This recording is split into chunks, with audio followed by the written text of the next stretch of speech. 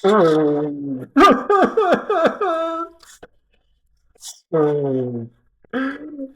mon portefeuille est dans le rouge, qu'est-ce que je vais faire, putain, tout l'argent que j'ai perdu. Alors les amis, qu'est-ce qui se passe? On est dans le rouge. Salut les amis, bienvenue sur Plante ta liberté, la chaîne où on fait pousser sa liberté financière. Bon bah, une belle petite semaine dans le rouge. Et aujourd'hui, nouvelle vidéo. Nous avons reçu les résultats de Amazon et je suis sur le graphique de l'action Amazon. Et en ce moment, on perd 8%. Donc là, comme tu peux voir, ça fait mal. Ça fait mal, mais bon, c'est pas grave. On va prendre le Matrix. On est à 25% de l'ATH sur une société comme Amazon.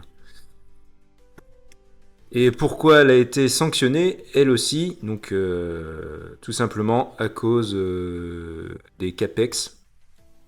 Donc c'est l'argent que les sociétés investissent. Donc toujours à la course à l'innovation, à l'IA. Et Amazon, tu vois, j'avais pris des notes. Donc Amazon, c'est 200 milliards de dollars. Google, en CAPEX, c'est 185 milliards. Meta, 135 milliards. Et Microsoft, 135 milliards de dollars. Et du coup, ces sociétés ont été, on va dire, sanctionnées pour ça, malgré de très bons résultats dans l'ensemble. Mais voilà, le marché saigne et c'est pour ça que j'ai commencé ma petite introduction avec des mouchoirs. Putain, tout l'argent que je suis en train de perdre. En tout cas, une chose est sûre, faut pas écouter le bruit. Les gens qui disent sur les réseaux sociaux c'est terminé, le Bitcoin c'est terminé, Google c'est de la merde. Non les amis, justement, il faut attendre un retournement comme on voit sur le graphique là, donc il y a une grosse chute et il faut attendre justement que le marché se retourne. Mais justement, c'est maintenant qu'il faut garder du cash pour pouvoir investir ou rentrer dans des positions. C'est pour ça que des fois le DCA, il faut savoir aussi l'arrêter et garder du cash pour pouvoir investir un peu plus massivement si vous pouvez. Mais l'objectif, c'est quand même de faire des meilleurs points d'entrée, les points d'entrée le plus bas possible pour avoir des meilleurs rendements. Après, bien sûr, on est investisseur long terme, mais c'est toujours mieux de rentrer dans une société et ben, en solde. Et c'est pareil, tu vois, je regardais le gold. Donc le gold, c'est pareil, tu vois, il avait fortement chuté depuis son ATH la semaine dernière. Tu vois, il était redescendu de 22% quand même. Et là, on remonte gentiment. Là, on est à moins 12% de son ATH. À un moment donné, c'est normal aussi qu'il y ait, comment je pourrais dire, les arbres ne montent pas jusqu'au ciel. Hein. Il faut aussi que les gens récupèrent des bénéfices. Et c'est plutôt sain, comme je disais toujours dans mes vidéos, c'est que c'est aussi normal que les gens récupèrent leurs gains. Ça peut pas toujours monter en exponentiel, c'est normal. En tout cas, ce qui est sûr, c'est qu'une société comme Microsoft, qui encore aujourd'hui, donc du coup, se stabilise, mais chute depuis un bon moment. Et là, quand même, on a Microsoft, quand même l'une des plus belles sociétés du monde, qui est à 41% de son ATH. Donc on a un moins 40% sur une société comme ça, avec des super résultats. Le problème, c'est que le marché a sanctionné, on va dire, une bonne partie des 7 fantastiques, tout simplement parce que les gens sont dans, comment je pourrais dire, vision court terme. Effectivement, ces sociétés-là investissent massivement des milliards et des milliards de dollars pour la course à l'innovation, comme je disais tout à l'heure. Et comment je pourrais dire, le marché, eux, ils veulent des résultats tout de suite. Sauf que si ces sociétés investissent massivement, à un moment donné, normalement, il devrait y avoir un retour sur investissement. Alors bien sûr, il y en aura qui vont sortir du lot, hein, c'est comme on dit, le meilleur gagne, mais ces sociétés, c'est la course à l'innovation, et elles investissent massivement.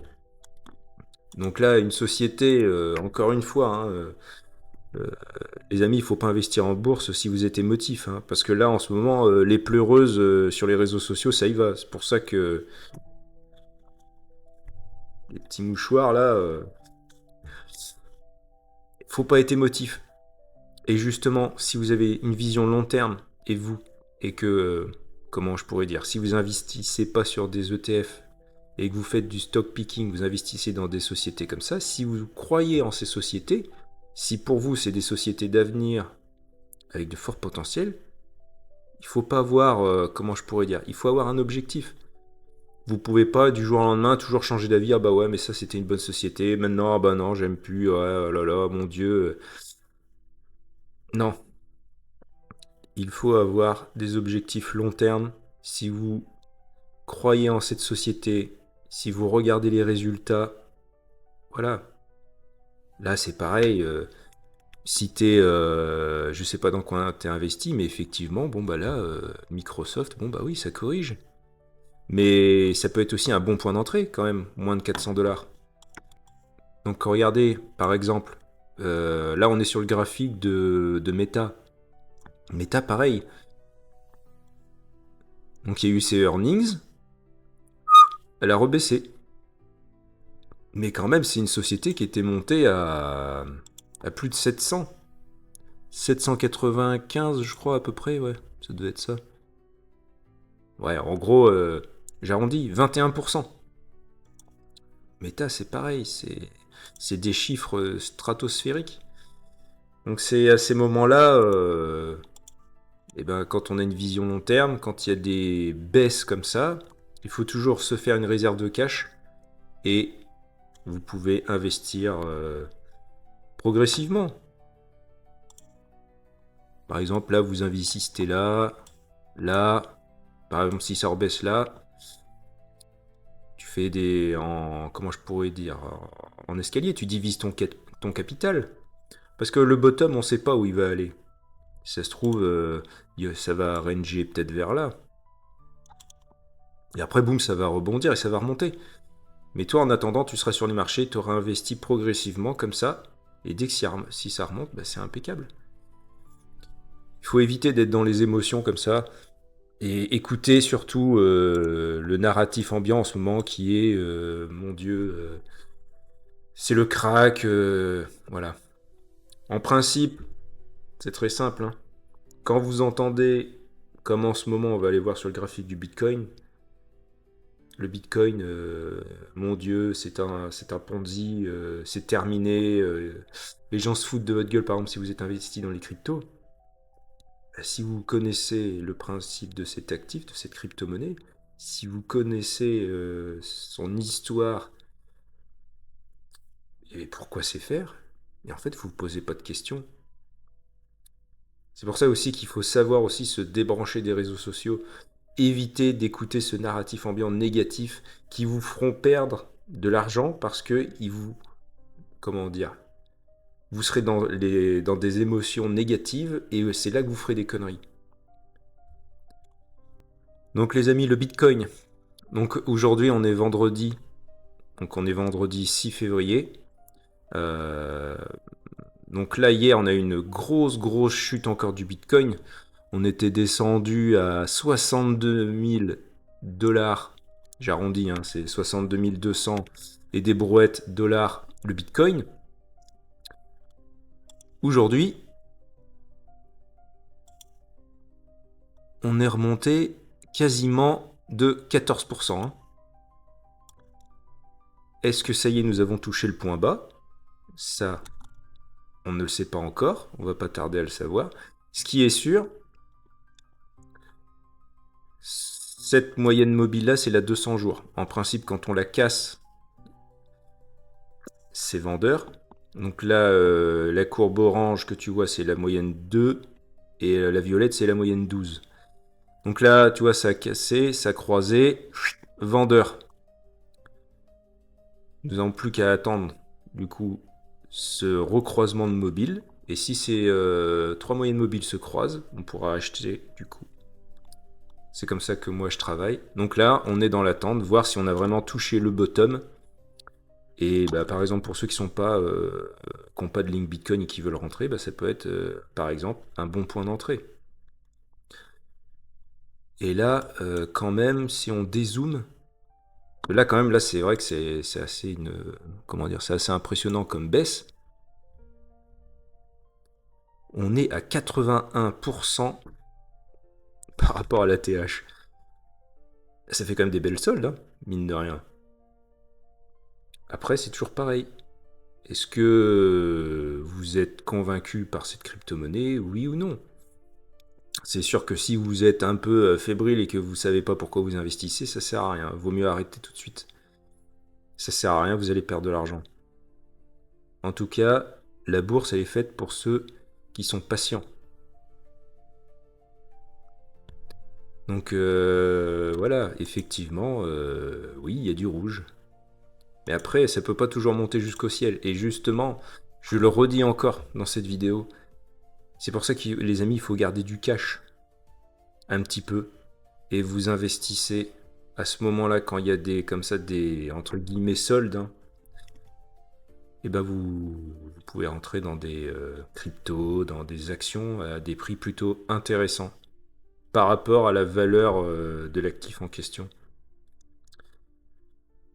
Voilà. La semaine prochaine, alors comme tu peux le voir, hop, on va agrandir.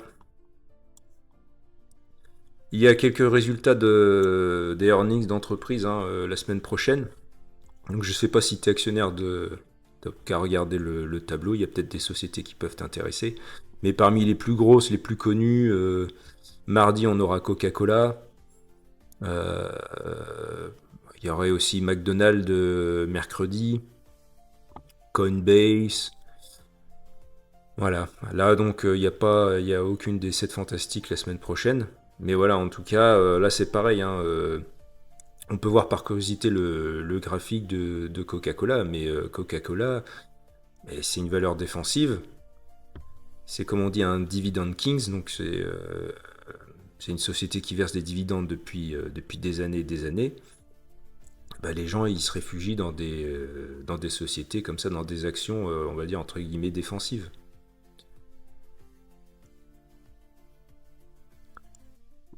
Donc comme tu peux le voir, ça c'est le graphique de Coca-Cola.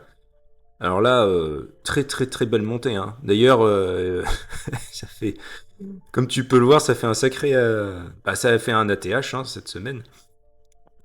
Mais voilà, c'est une société qui verse un dividende depuis des années.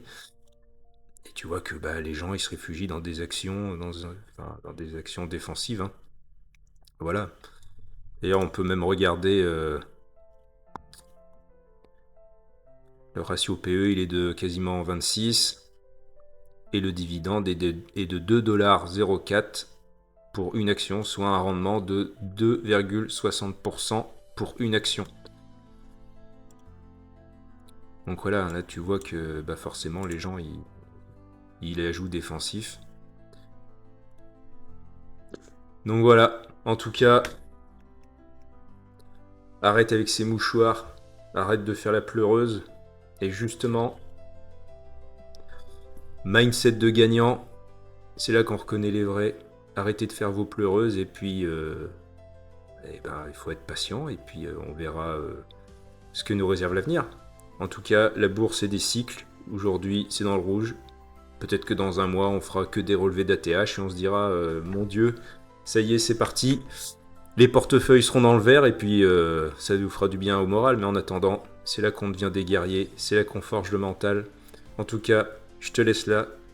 Je te souhaite de passer un bon week-end et à la prochaine pour une nouvelle vidéo. Allez, salut!